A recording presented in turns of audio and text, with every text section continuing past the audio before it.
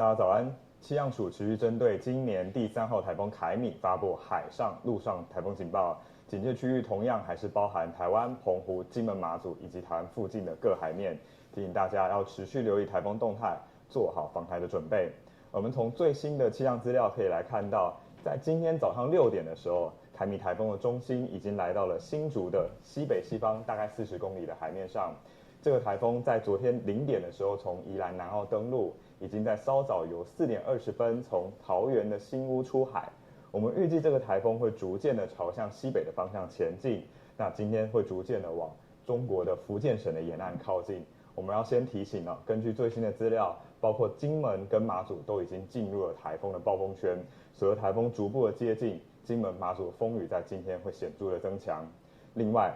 目前暴风圈还是在影响到台湾上空我们可以看到台风的南边云系非常的厚实，所以目前在中部跟南部的降雨是非常可观的。我们从雷达回波图上面可以来看到，在这一段时间降雨发展的状况我们可以看到台风本身的环流中心目前已经来到台湾海峡北部了，那整体的环流跟昨天相比已经减弱许多，所以凯米台风目前是一个中度台风的状态。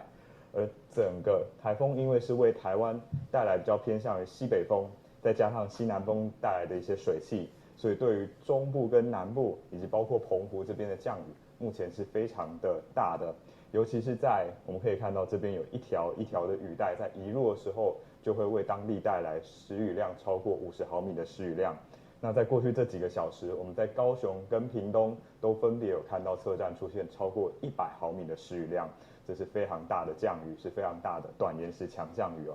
那我们预期这样子的降雨呢，可能在今天的白天还会持续我们从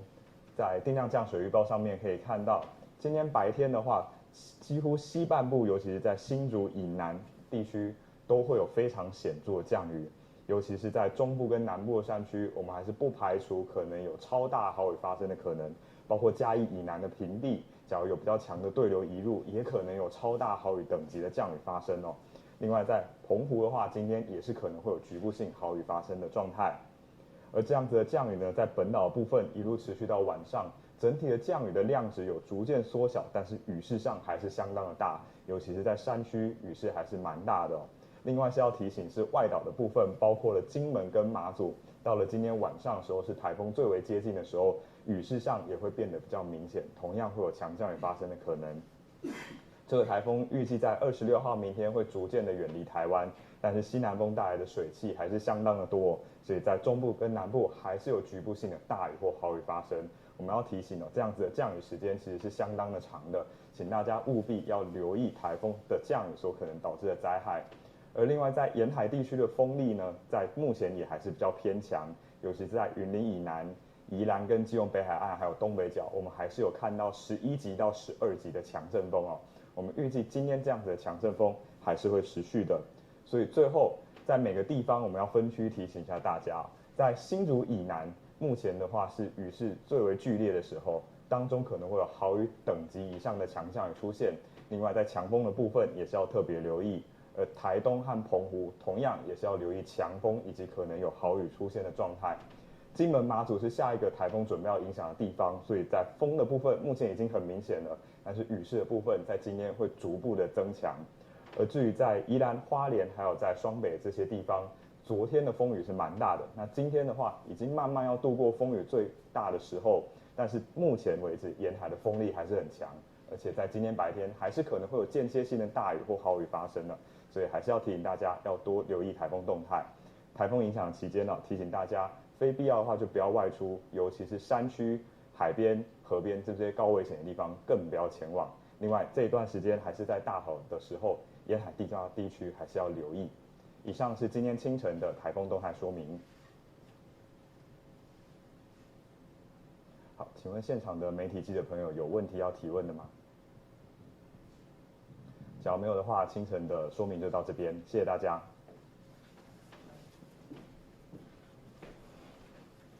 大家都说我变漂亮了，其实是气色好，肌肤保湿做得好，气色自然漂亮。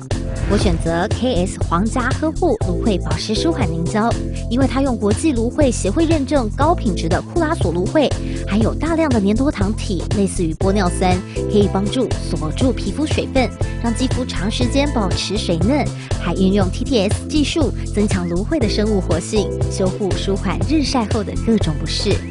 KS 皇家呵护芦荟保湿舒缓凝胶，帮助您随时拥有水润肌好气色，呵护您，呵护全家人，专属你的 KS Royal Care。